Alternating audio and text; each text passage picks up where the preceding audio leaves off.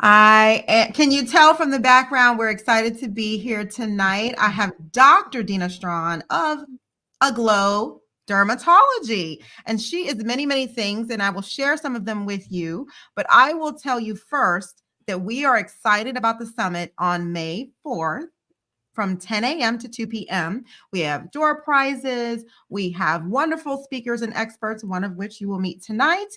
I am Dr. Tony Haley, your board certified physician, certified executive coach, and I am here to help you have work and life mastery so you can actually have the life you envisioned when you started your career. How about that? Dr. Dina is someone I love to talk about and talk to because we both have a book about mindset. And hers is called Moxie Mindset. So you can give you a little preview of what kind of person you are talking to. Welcome tonight. We will share your bio shortly, but tell them why you thought it was important to be here tonight. I think that wellness is very important, and being able to advocate for yourself is a big part of maintaining your wellness.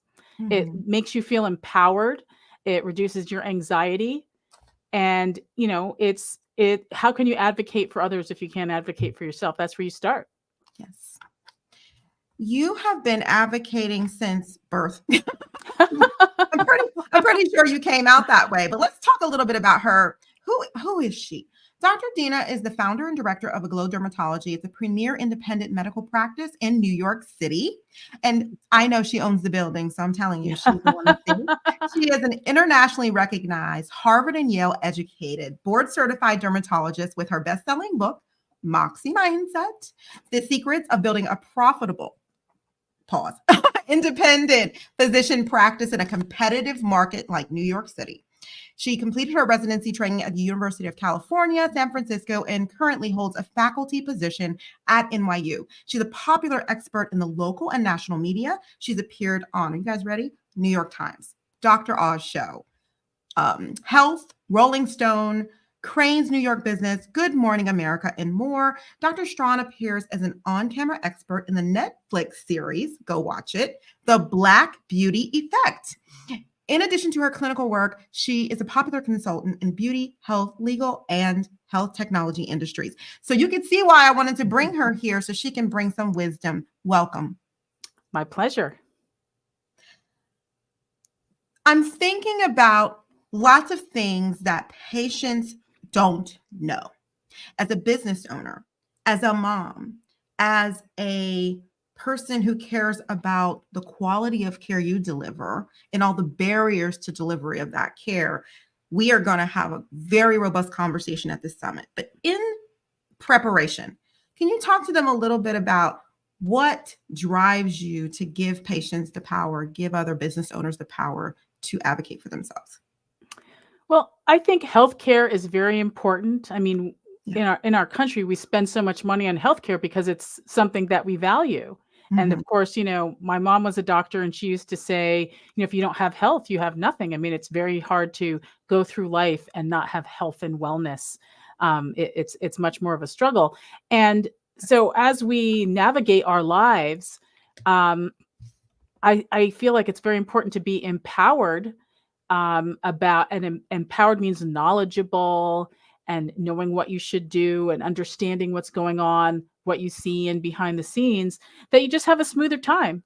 It's like that Abraham Lincoln saying, if you had 6 hours to cut down a tree, you'd spend 4 of them sharpening the axe. That's empowerment, having a sharp axe, rather than having to just, labor and slug away at the tree with a dull one. So if you understand health, it's easier to stay healthy. Now, I've read this lady's book, and my book is about mindset, but something that stood out to me was that she was really speaking to what it takes, how many of us get thrown to the wolves, and that's how we come out resilient, how we come out powerful, how we come out ready.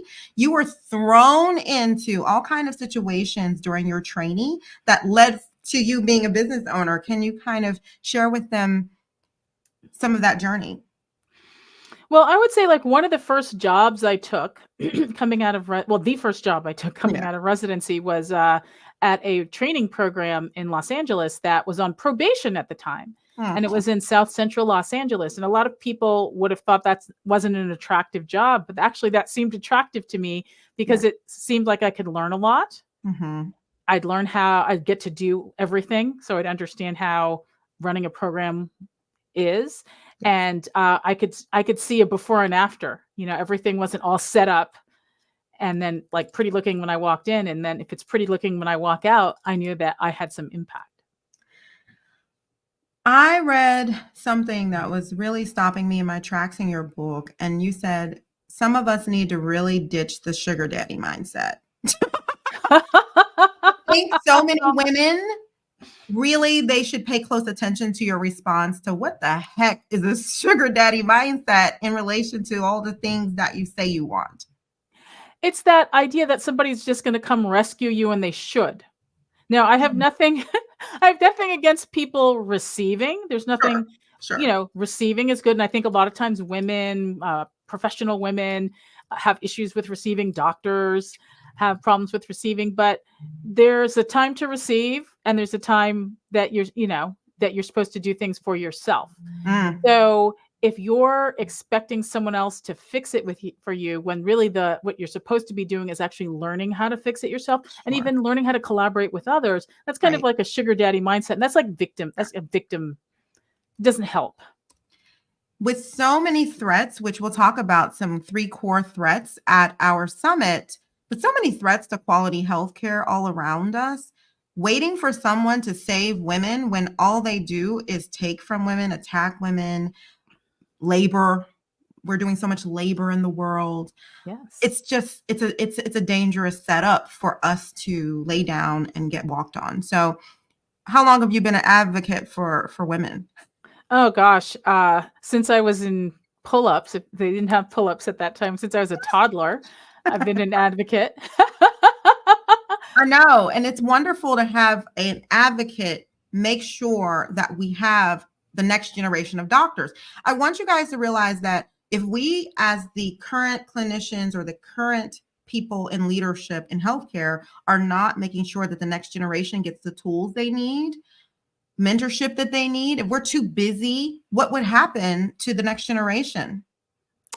Well, then they're not going to be empowered. We're not going to be able to pass the baton to them.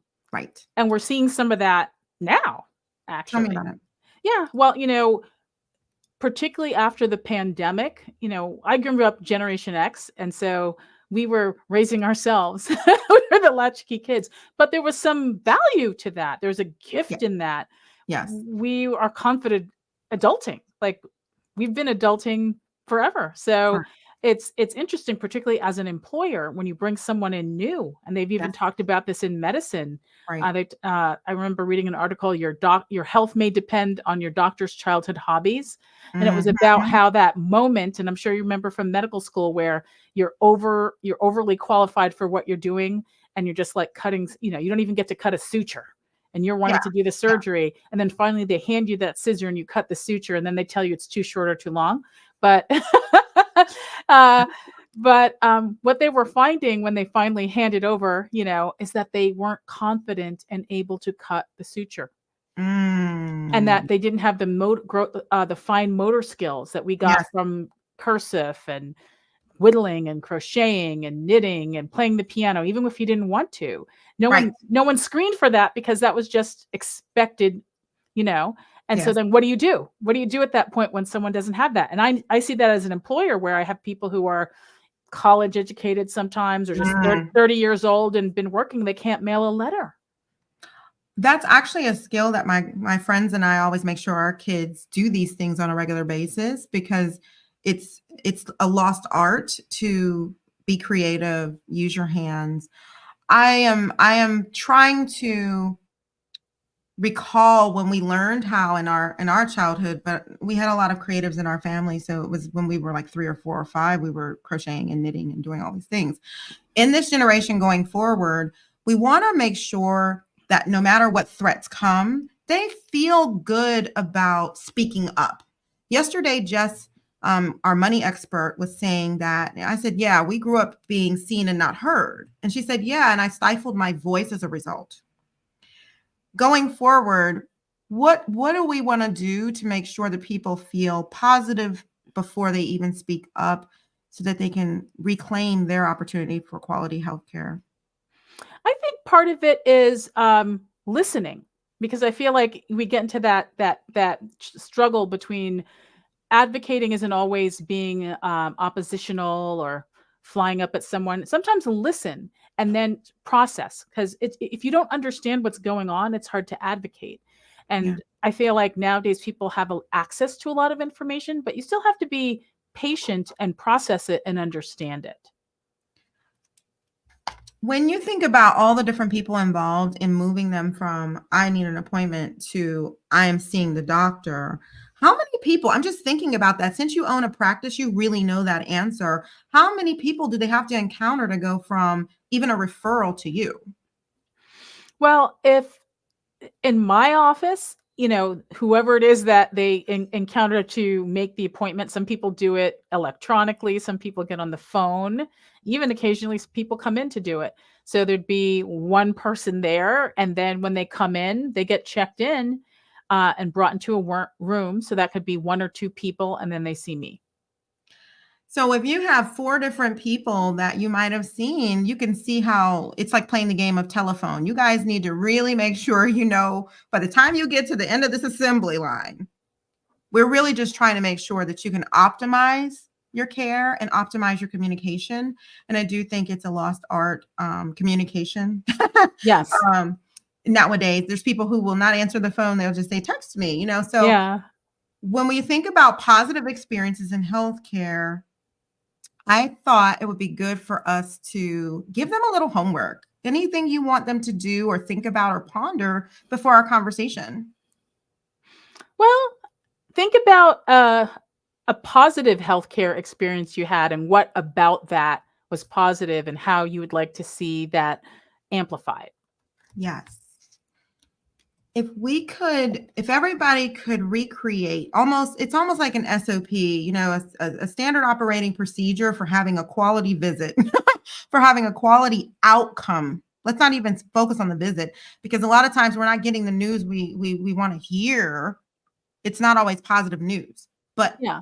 getting an outcome, getting your answers, knowing what's going on with your body, knowing what's going on with your health of that or your loved one, of you or your loved one, is why you're there. And so to make that efficient for everyone, we're gonna give some tips on how to make the most of that when we have our Yeah. next conversation. So Yeah. positive experiences. Yeah. And also like how they were versus the thing that you can control, which is yourself. How were you being when you were having this great experience versus other people? Because as we were talking about, that's many other people that you don't have control over, but how were you in this moment? Yesterday, when I was speaking with Jess, we talked about, her being a young TD Bank consultant. And I said, there's a difference between the people who come in a panic versus the people who have planned ahead and really have their ducks in a row. And I think you're speaking to that now. There's a lot of planning that has to, even records. I think records is one of the big holes, black holes. Patients think you click a button and can open up their whole world. Oh, I was in the hospital. Okay. What? Oh, it's in the computer. And I'll be honest with you, how many times have I been in a primary care visit as a family physician? And I'm like, yeah, but if I don't have that discharge summary yet, I don't Yeah. have enough information. And it's not necessarily your job to go and try to find it, because just, I find now that because we have so much digital information, I was Right. at the hospital a few years ago, and they were sending someone over from a nursing home Mm-hmm. who had dementia, Yes. and she was on oxygen, Yeah. and they sent her whole chart, and they sent her with someone who didn't know her, and no one could even tell us why she was here. I didn't really want her whole chart. I just wanted a summary of what they wanted us to do. And they Yes. just told us, we don't know her. Here's her chart, which was this thick. Hurry up. And we basically sent her back because we didn't know what they wanted us to do. And we didn't have time to like try to figure that out. And so that's one of the problems with too much access to information. We still have to engage. We have to process. You actually wrote the word down. You said listening and you said process. I feel like there's a P of preparation in there. But when we have to try to ingest 5,000 pages in a 10-minute visit, we all know how that goes. Yeah. And it's not most of it isn't relevant. It's there, No. Yeah, so, what do they cue it up, right? Or Yeah, exactly. Well, we're going to have a very, very good conversation about what threats are looming. AI is part of that conversation. Just know we are going to talk about AI because it has its pros, and then there's this other side of it where we need to make sure we're super careful and have some understanding. People may not realize it, but my prior work was in the insurance industry, settling, processing claims. And one of my clients, if you will, was the healthcare insurers. And it was very interesting learning about what the contracts say that people never read. Example, I'll give an example because I think it's important. If you have a motor vehicle accident and someone is at fault for that accident, that other person rear ends you or runs into you or T-bones you or something. If there's someone at fault, the health insurance company does not have to pay the bills. People do not know that. They swipe their card, they think it's a done deal. You owe that money back. And so if there's a settlement, here we go. So a lot of times people just don't know that there's information that they're responsible for, but they surely don't teach it in school. Now, I know you've been passionate about making sure that people have access to quality doctors. Can you tell us a little bit about your platform? You have several businesses, but it's one that's very intriguing. Well, I have a listing directory called findablackdoctor.com, which I actually started in 2006 when it was really quite innovative, and Yeah, it just came out of having a website for my own practice. And yeah, I was literally getting queries from people all over the world yeah. asking me if I knew a Black gynecologist in Alabama. And I was kind of wondering why they were asking me that. I didn't even mention skin of color or anything on my website. I just had my picture. And Ah, and somehow it came out, and I saw that, a lot of the insurance companies had these directories where you could put in your right. zip code, and that was Yeah. all new back then. And I said, well, why can't I do that with Black doctors? And so I just did it. And then when you let me tell you, I'm putting it here because I think that enough of these you can Google all day and not find the resources that we recommend. I know how diligent she is. I know how absolutely involved and hands-on she is. And if she's giving you a resource, it's something worth looking at. So find a Yeah. blackdoctor.com. I think you're going to find that people are using it quite a bit and it'll be amplified in your face soon, because it's been building for quite some time. Yeah. So we're building more right now. I stopped it for a while. So I relaunched it in 2019. Okay. And I want to keep, the one of the challenges with directories is that it's you have to keep the information fresh. There are bigger directories, but they have doctors who are dead, wrong addresses, Yeah. just they bought a list. This is very much a directory that I want to make sure when you find someone, they're Yes. actually actively practicing clinically, Right. and that they want, they can take you on as a patient, So I made more restrictions on who I would list on there, and I'm slowly adding people, because also with technology, it's interesting. When I first did it, it seems like it was a little harder for people. People were a little burnt out to maintain their own profiles, so Yes. then we had to take that on. I can totally understand how it's another thing to do, but if people understood that it's one thing to say there's a doctor shortage, it's another thing to be a physician and understand what the barriers are to continuing to practice in this climate. Yes. So if someone is running a practice plus seeing patients, plus they have a family, I can totally see that. I have a little girl now, and man, she's Yeah. keeping me busy. So Exactly. So we took that on, but that slows it down a bit. But that's okay. that sounds like it makes you very different to really vet and make sure. Yes. What's the benefit of really making sure you curate that list for someone who doesn't really understand that, you don't just want to show up anywhere? What are some things they can do to make sure that they're talking to the right person? Well, I only allow board certified physicians and dentists on the platform. A lot of the other platforms are a little more Mhm. casual about Yes. what they call a doctor. So they have people Sure. who are not doctors Sure. on their platforms. And, Doctor. yeah, exactly. And, you know, I feel like board certification. I want to give people access to board certified doctors. I mean, now in Right. this climate with the shortage, what's interesting is that we have rapid growth, almost out competing the doctors who did the real work, people Yes. who are backed by private equity or they took shortcuts. Right. And you can practice and not be board certified. And if you have money, then you can actually outmarket and outcompete the real board certified doctor. And Sure. that's not what I want on my platform. I want people to get access to people who are, the most trained and qualified to help them. I tell you what, just as an aside and a positive thing, even though I'm not clinically active in the ways that I was in the past, I'm still licensed in 2 states. I'm still board certified. It's amazing how much I need to know. And that's why we're here talking about it. In order to help a family member literally an hour ago, close first degree relative, I had to call on the network. I had to reach out to, because they don't have the same level of literacy that I do or knowledge. And so instead of trying to talk to family members, I know how to navigate the system, and it's a lot of information you need to have. So having that board certification, understanding how things work is really an advantage. And so you giving them a red carpet to people who understand that is very, very helpful. I want to continue this conversation, but we're going to go talk to our Instagram family. We're going to tell you once again to join us at the summit. The reason why I had the summit is because getting the right information to powerful, busy women who have a lot on their plates isn't so easy to do. And so when you have a weight loss expert, someone who deals with hormones, someone who's talking about the legacy and protecting that money while you're earning that money, and what if something happens to us, because it can, Yeah.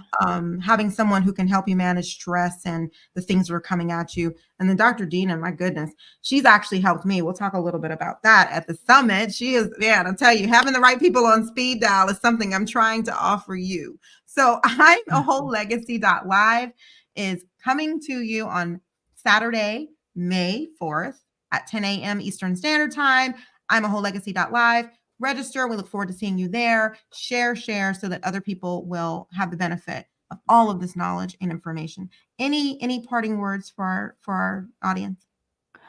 I'd say don't be afraid to speak up for yourself. Decorum helps, politeness is power.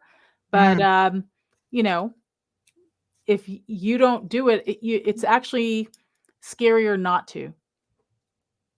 There's a lot of pitfalls out there, and we just don't want to find ourselves without support, without a good quality healthcare team. Because I'll tell you, when I was in the hospital, if I didn't have the privilege of several doctors on speed dial, that experience would have been a lot more tragic for me. Thanks for coming on, Dr. Dina. We're going to go talk to our Instagram family. I'm Dr. Tony. I'm the host of the I Am a Legacy.live. This is a virtual wellness summit for professional women, and we look forward to speaking with you soon. Take care. Okay. Bye. Bye.